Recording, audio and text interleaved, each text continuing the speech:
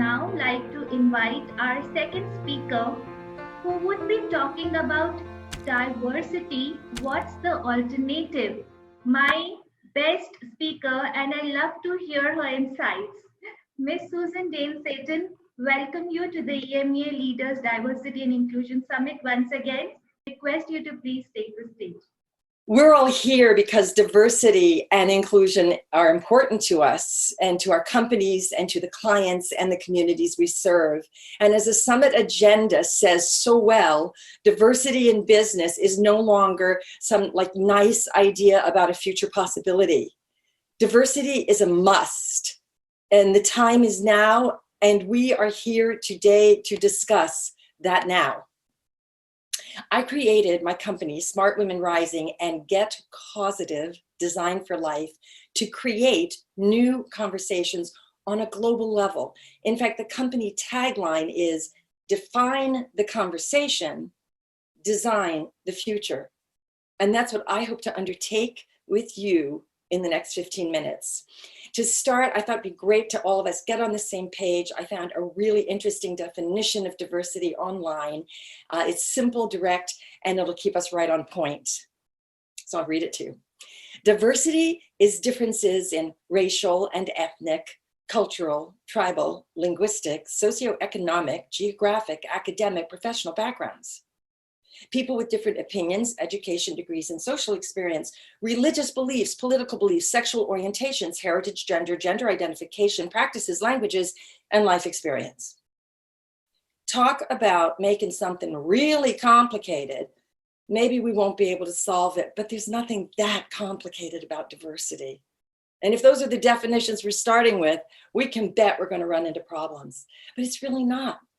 Diversity just means that everyone gets a seat at the table, has a vote, a voice in how things go, and especially in things that concern them. What's extraordinary about that? Why is this even a subject we're discussing?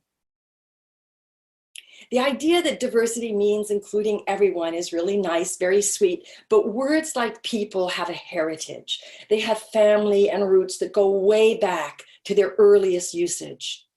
Echoes pass through their DNA, just like we live with echoes passed through ours. And the roots of the word diversity were tangled from the beginning. At its root, diversity means separateness, contradiction, disagreement, conflict, strife, perversity, and evil. Diversity was trouble from the start. And even though we got new definitions now, it's still trouble. The simple fact is that we're all different. Our cultures, our families, our countries, we've got ways of doing things, and we mostly like the way we do things. Recently, some countries opened their borders to millions of refugees, a noble and huge undertaking. But the new arrivals bring with them their own cultures, habits, new and sacred views of marriage and women's roles. It's sort of like they arrived and brought their own country with them. And that creates problems as they gain economic power and the right to vote. They like their traditions. And the people who said, you can come stay with us, they like their traditions. Diversity, it's complicated. In the old days, it was simple. People had slaves. They went to war. There were always wars. They brought home some gold, some village maidens, and a slew of slaves. And when they lost the war, they became slaves. Some countries had so many slaves, they started selling them to other countries who didn't have any. You know, it was cheap labor, made the economy turn. It was a good system. It worked. Well, the system didn't work that well. Didn't turn out so good after all. And of course, everything's different today, except that part about the cheap labor making the economy turn. But I want to stop for just a half a second, and I want all of us to get present to what we in this group and the modern civilized world, what we're tackling. Yeah, it's a mess. But we're sitting at tables, redefining words and creating initiatives and trying to figure out how to redirect thousands of years of habit and momentum. It's amazing. If you're in a shipwreck and the boats are gone and a piano top, buoyant enough to keep you afloat, comes along, Well, it makes for a very fortuitous life preserver. This is not to say that the best way to design a life preserver is in the form of a piano top. I think that we're clinging to a great many piano tops and accepting yesterday's systems and the residue that comes from it as some kind of means or foundation for today's problems, or I should say for solving today's problems. I really wish I had written that, but I didn't. Those are the words of 20th century inventor, humanist, humanitarian, futurist, an architect. He was an inventor, Buckminster Fuller, and he was such an original thinker. His fundamental commitment was to the world, and a world that worked for everyone with no one left out. But making that happen, as Darren was just talking about, is complicated. We've got bus schedules, we've got drinking fountains, we got a lot of stuff. It takes laws and amendments, honest politicians, councils, court cases, new college curriculums. It would require transformation of banking and investment systems. Maybe technology can save us, like the internet was supposed to do. Remember, level the playing field? SEO was going to get everybody on page 1 of Google. Right. Complicated. The world is a shipwreck, the boats are gone, and we're using piano tops to stay afloat. And we're trying to update those piano tops so the next generation can use them too. Here's something else Buckminster Fuller said. They called him Bucky. You never change things by fighting existing reality. To change something, build a new model that makes the existing model obsolete. Now, I'm going to say something that's shocking, and it might sound a little arrogant, but I have that new model. I've given the problem of diversity and inclusion a lot of thought, and I've come up with a new system. It'll work in every country. It's not expensive. Implementation is simple, and it doesn't even require great changes in human character to be effective. So there are 2 stages to implementation. And if I talk fast, I can share both of them with you. Now, the first, we're going to have to revive an ancient lost art. Some of you come from very old cultures, so you might have heard of it. It's called imagination. But not the kind of imagination you're imagining, probably, that I'm imagining. No, it's not an imagination that closes in our eyes and we get to imagine some kind of perfect utopia far off. It's actually an imagination that opens our eyes and asks us to look closer. I spent the first part of my talk discussing our differences, and they're undeniable. But the closer we look, the fewer differences we have. And when we look through the microscope, when microbiologists get down to the double helix, those differences pretty much disappear. The hard facts of science, the entire medical industry, tells us that across the world, differences in human DNA is so small, it's inconsequential. To be precise, what we call our differences account for less than 0.5% of our genetic makeup. That means we have 99.5% of who we are in common with everybody else. And we have countless case studies and field studies that offer scientific proof to this fact. An Algerian mother who has just lost her baby understands the grief of a French mother who just lost hers.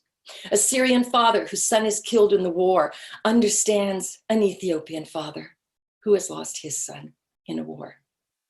A South African grandfather who holds his little baby, his little grandchild for the first time, understands the twinkle in the eye of a Spanish grandfather who is holding his.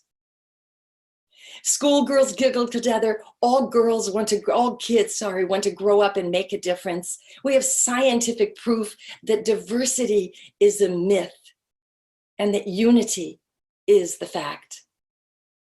And this is the alternative. So here's the second phase of implementation. I want you to fall in love with being wrong. Yeah, that's what I said. Fall in love with being wrong. And I'll tell you where that comes from. I was thinking about my lifelong love of cultures and foods and sounds and tastes and music. And I used to chalk this up to the fact that I get bored easily and I'm always up for the next adventure.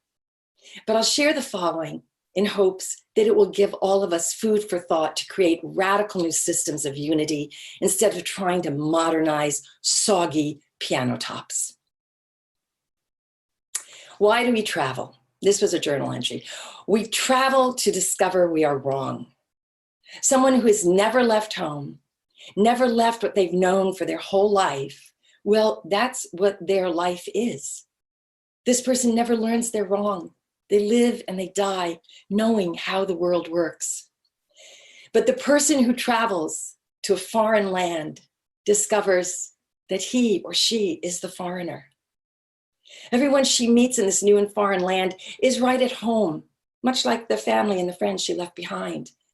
And they know everything about their world, where the buses stop, when the trains leave, the names of trees, the evening air. Does it mean sun or rain?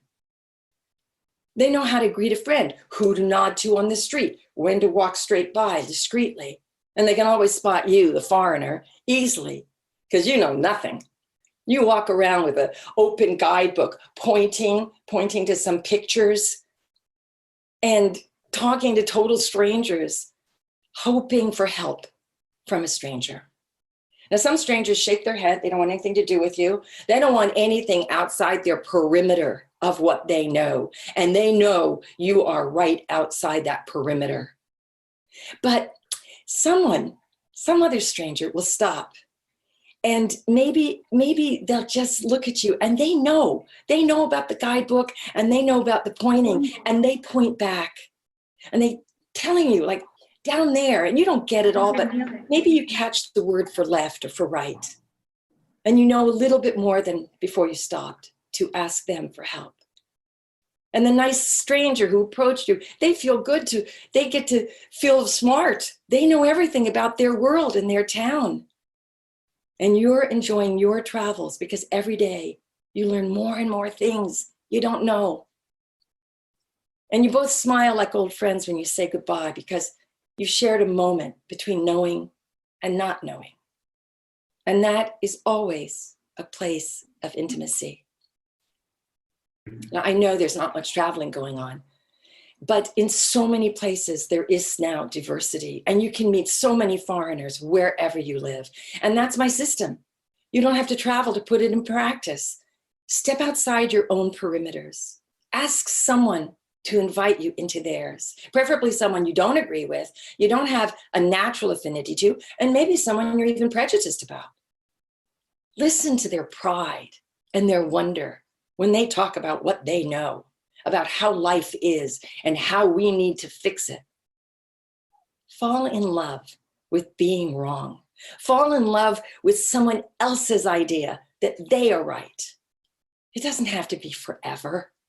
Like a lot of love affairs that mark us in life, some are very short.